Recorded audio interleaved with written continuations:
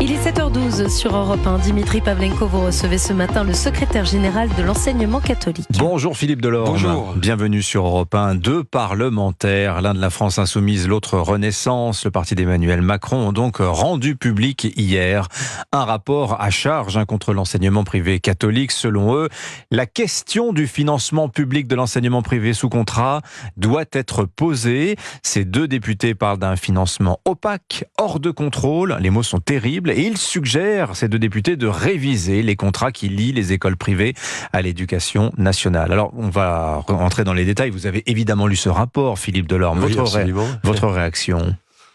Ma réaction d'abord, c'est que derrière tout ça, au moins pour M. Vanier, il y a un objectif qui ne veut pas assumer. Donc Paul Vanier, député de la France Insoumise, l'un des deux auteurs du rapport. Donc un objectif qui n'est pas assumé, c'est en fait à terme la suppression de la loi Debré, donc de l'enseignement privé. En tous les cas, c'est ce qu'il a déclaré hier dans Libération, mais ça, il ne veut pas l'assumer. Donc la loi Debré, c'est la loi de 1959 qui structure les relations entre l'enseignement catholique privé et qui donne, qui a une loi d'équilibre qui avait été votée et qui continue à bien fonctionner.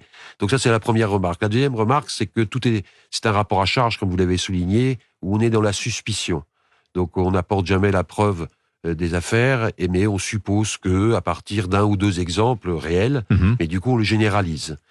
Et puis le troisième élément, c'est que aucun signe positif sur le bon travail que nous accomplissons. On aurait pu dire, l'enseignement catholique, l'enseignement privé fait du bon travail, mais il faudrait peut-être revoir ça. Oui. Ça aurait été moins choquant que de stigmatiser les milliers d'enseignants, les personnels, les chefs d'établissement, tous les bénévoles au service de l'enseignement catholique, et les familles qui nous font confiance, parce que le juge de paix, je dirais, ce sont bien les familles qui nous font confiance. Alors vous dites en substance, Philippe Delorme, le dossier est vide, c'est une instruction à charge. Alors, les deux députés écrivent quand même qu'on ne sait pas exactement le montant total d'argent public qui est consacré aux établissements privés sous contrat.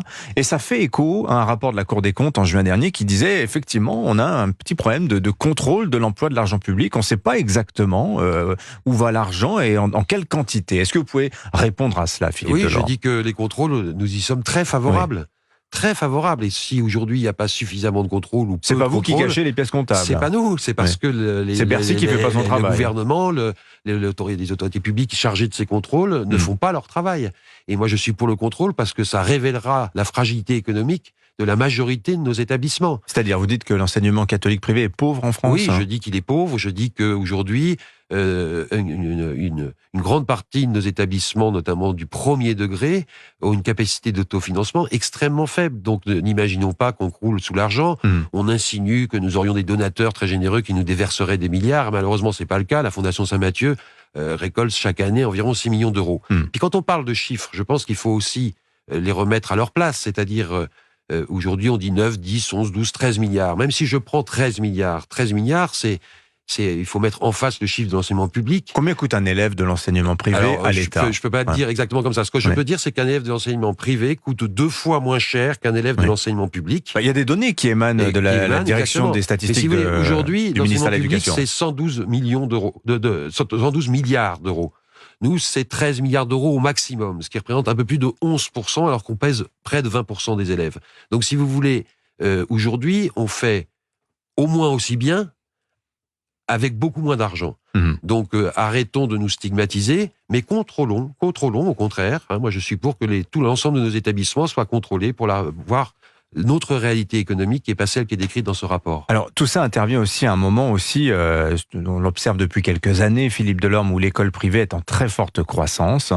Et on va le dire franchement, même l'enseignement catholique privé le reconnaît, c'est pas tellement l'alternative religieuse qui est recherchée, mais plutôt une offre concurrente à celle de l'école publique qui est jugée insatisfaisante aujourd'hui, Philippe Delorme. C'est ça aussi, vous pensez, qu'on vous fait un peu payer ? Alors, la croissance est relative puisqu'on subit la décroissance démographique comme l'enseignement public. Aujourd'hui, il y a moins d'enfants en France. Je me situe jamais en concurrence. Et l'enseignement catholique n'est pas concurrent de l'enseignement public. L'enseignement catholique est plutôt complémentaire. C'est comme ça que les familles le voient, en tout cas. Pas toutes les familles. Et puis moi, je récuse le fait que les familles ne nous choisissent pas pour notre projet éducatif. les familles nous choisissent bien pour notre projet éducatif. C'est pas contre l'école publique qu'on choisit l'école privée. C'est d'abord une adhésion à un projet. Oui. C'est d'abord une adhésion à un projet chrétien d'éducation, même si les familles ne sont pas croyantes ou appartiennent à une autre religion. Je veux dire, c'est bien l'éducation qu'on propose aux jeunes, ce qu'on appelle l'éducation intégrale, c'est-à-dire prendre le jeune dans sa globalité, accueillir un enfant avant d'accueillir un élève, que les familles recherchent. Et ça, c'est un projet chrétien d'éducation.